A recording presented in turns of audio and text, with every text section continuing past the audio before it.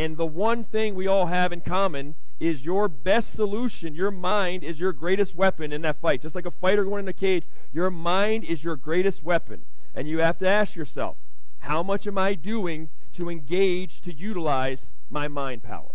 How much time am I spending doing other things? If you were to do a time management thing and you were to look, let me break it down. How much time am I just receiving whatever signals from TV, from radio, just randomly getting what I get? Or how much time am I sitting down with intention and talking to my body, talking to my cells, creating a vibration, creating a climate of healing? How much time do you spend doing that? Most overwhelmingly, you're probably talking about 99 point whatever percent of the population is underperforming there.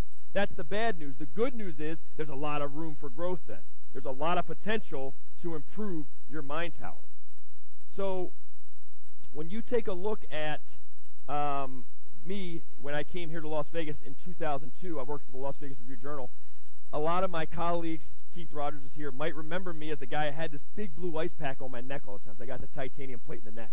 Well, my neck was on fire for 3 years, man, on fire. I had numbness, shooting pains down here, hand tingling. You know, you get any hand tingling, the doctor's like, what's going on? Imagine having that for 3 years. Like, you're scared. I'm thinking, I'm extrapolating 20 years down the road. I'm like, bro, I hate prescription drugs. I don't even like to take an aspirin. I'm one of those people, right? Am I going to be a drug addict? Am I going to be suicidal? I mean, I'm really having that conversation, and I'm scared of it. I'm under that weight of that fear. And so I started doing some yoga.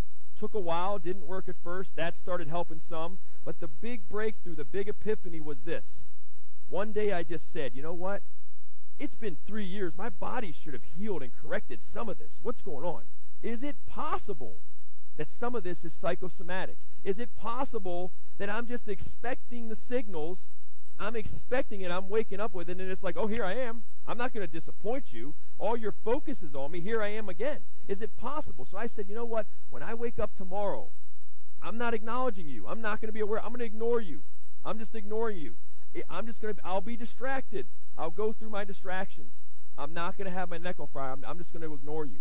From that day forward, the yoga helped.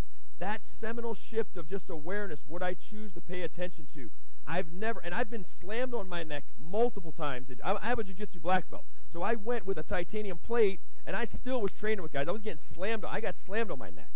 And my neck has never felt anywhere near as bad as it was those 3 years on fire. And the main thing that changed was the yoga, which is loosening up that tension in the body. A tense body is a tense mind. There's a relationship there. It was the yoga, and it was the awareness.